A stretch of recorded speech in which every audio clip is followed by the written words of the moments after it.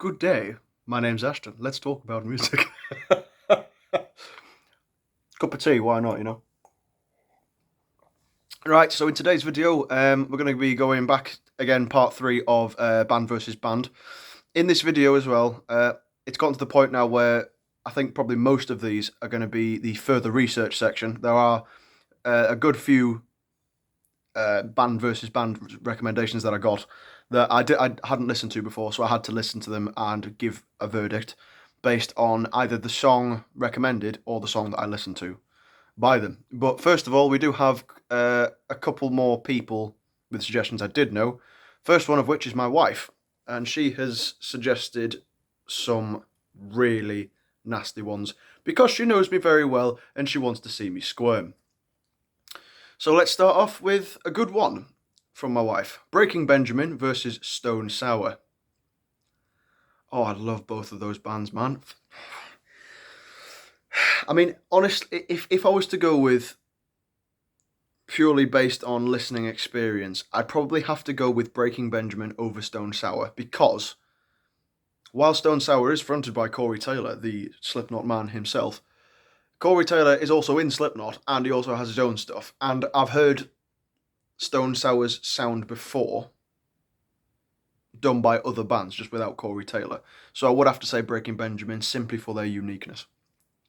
The next one she's given me, I can't really answer, to be honest. Opeth versus Tool. Where on earth do I even begin? Oh, if we go... They've both got really good qualities. And if they did a tour together, I'd pay all of my money to go see them. But, like, they've both got great qualities. Tool, I started listening to at a much younger age than Opeth. I found Opeth in 2018. It was fairly recent. Justin Chancellor is a fantastic bassist. Michael Ackerfeld is one of the best vocalists in metal history, in my personal opinion. Danny Carey is a fantastic drummer. Opeth's drummer's a fantastic drummer. Opeth use a Mellotron. I think the only... I don't know, but I think they're the only metal band that use a Mellotron. I could be wrong. If anybody knows any metal bands that use a Mellotron other than Opeth, please leave them in the comments. I'm very interested to look them up. That'd be fantastic. Opeth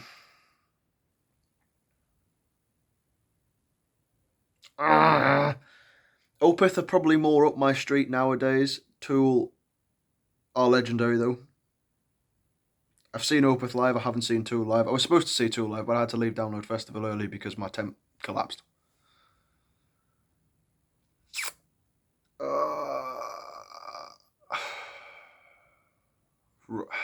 Oh, do you know what?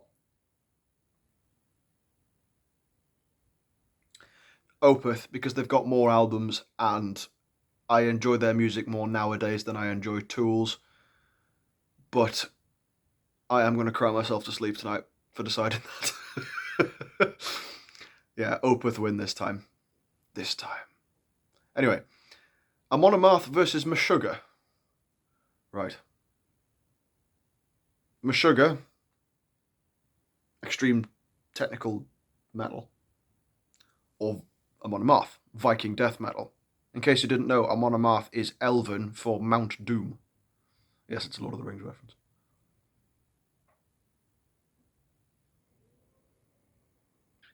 I think I'm more of a Meshuggah fan, to be honest. Meshuggah, yeah. System of a Down versus A Day to Remember. Ooh. Ooh. You know what? I don't actually listen to System that much nowadays anymore. But I still listen to a lot of A Day to Remember. So, yeah, A Day to Remember. Purely based on listening. Again, crying myself to sleep tonight. Slipknot versus Metallica. Slipknot all the way. Slipknot are much better than Metallica, in my personal opinion. Metallica get boring kind of quickly, sometimes. Plus, everybody's covered a Metallica song, so I can still listen to Metallica even if I can't listen to Metallica. Machine Head's cover of Battery was fantastic. Rammstein versus Five Finger Death Punch. Right.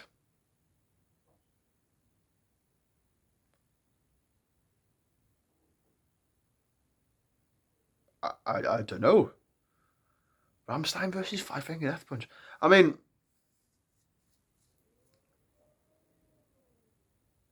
Rammstein were an early listen for me. Five Finger Death Punch I was shown by my mate Callum, who wasn't a metalhead at a later date. I can't understand Rammstein's lyrics because they're German. Five Finger Death Punch's lyrics can be a bit cringe. Can be, not all the time, but can be.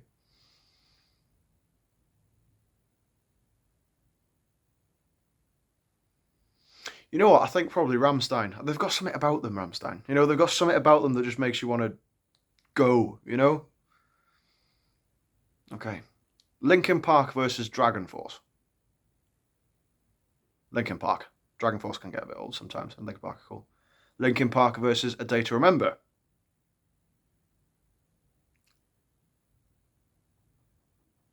That's probably not very hard for some of you out there, but that's hard for me. Oh, I really like A Day to Remember, and I really like Linkin. Do you know what? A Day to Remember, actually. I listen to a lot more A Day to Remember than Linkin Park, even though Linkin Park are awesome, and I will be very sad to see them go. But A Day to Remember, yeah. Linkin Park versus Breaking Benjamin. Oh, no. That's... Breaking Benjamin. Sorry, Linkin Park. Breaking Benjamin, I just believe Breaking Benjamin is superior, to be honest. Even though Linkin Park are awesome, really, really awesome, just Breaking Benjamin are awesome too. Ed Sheeran versus Imagine Dragons. Ed Sheeran. Don't really like Imagine Dragons, to be honest. Friction's a good track, but I like more Ed Sheeran tracks. Nirvana versus Kiss. Nirvana, Kiss are old. Just because they're old doesn't mean they're bad, but I mean, like, I much prefer Nirvana to Kiss. I like Rock and Roll All Night by Kiss, but I like the entire Nevermind album by Nirvana, and Heart Rate Box, that's a banger.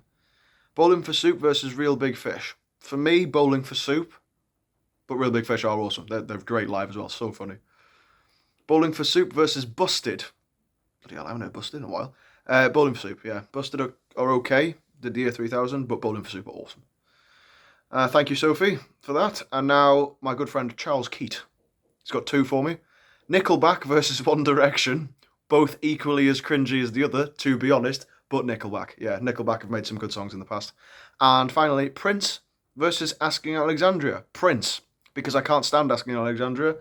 If they don't take themselves seriously, I can see the appeal. If they do take themselves seriously, that's incredibly predatorial, Danny Warsnop. Anyway, now finally we come to the further research section. So thank you everybody for your previous suggestions. I knew what to go for through there, or at least I'd heard of them.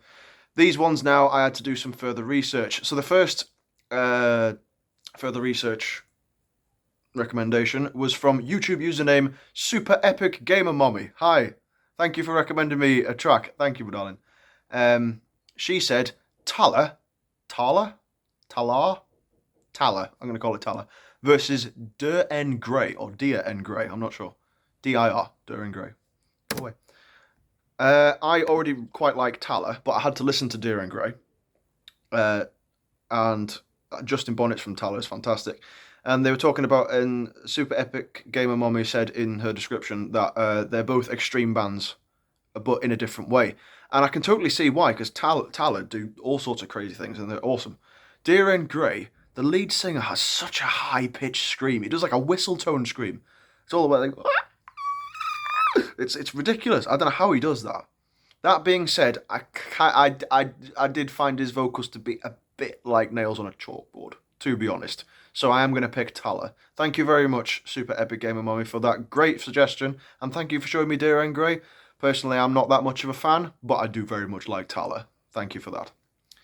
Now we had a few more from other people. Sorry, I don't know why that took me so long. A few more from other people. We've got Aisha Austin, Motionless in White versus Ice Nine Kills. Motionless in White for me. Some of their Creatures album is quite good. And their song with Brian Garrix from Knocked Loose is fantastic. Slaughterhouse, what a great song. And I'm not really a fan of Ice Nine Kills. But yeah, thank you very much, Aisha. Then we got Kaylin Moore. I had to look up all of these because they're all Japanese. Broken by the Scream versus Muck, spelled M-U-C-C. I preferred the Muck song. Thank you very much for suggesting that. They're both crazy, but I did prefer the Muck song. It was more my kind of vibe. And Japanese folk metal versus Galnerius. I preferred the Galnerius song. It's like Japanese Dragon Force. It's fantastic. Really, really good. Thank you, Caelan. Then we had Daniel Partington, the man himself. Thank you, sir. He suggested Soundgarden versus Audioslave. In case you hadn't realised, my track of the day today was Audioslave's Gasoline, which was the song he recommended to me. I'd already heard of Soundgarden, Black Hole Sun, Black Rain, good stuff.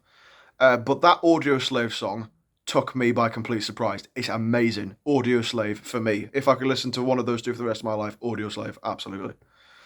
Then we had my mother-in-law say Bon Jovi versus Erasure. I checked out Erasure, wasn't a fan. Bon Jovi. But thank you anyway.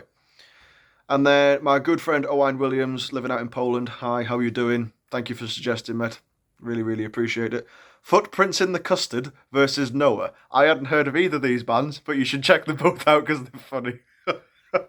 But I preferred the Noah song. The Noah song I added straight to my hard electro playlist. Absolutely brilliant. Footprints in the Custard are a brilliant band as well. They're a heavy metal band, and you should check out Footprints in the Custard and Noah if you watch this video. Yeah. But anyway, I'm going to have to end it there because I've just realised I've gone on to 11 minutes. Thank you very much for joining me today, ladies and gentlemen, and thank you for all of your requests. I'm still not done. I'm going to have to do a part 4. But thank you very, very much for joining me, and have a good morning, day, evening, night, wherever you may be on the face of the earth. Cheers, and ta-ra.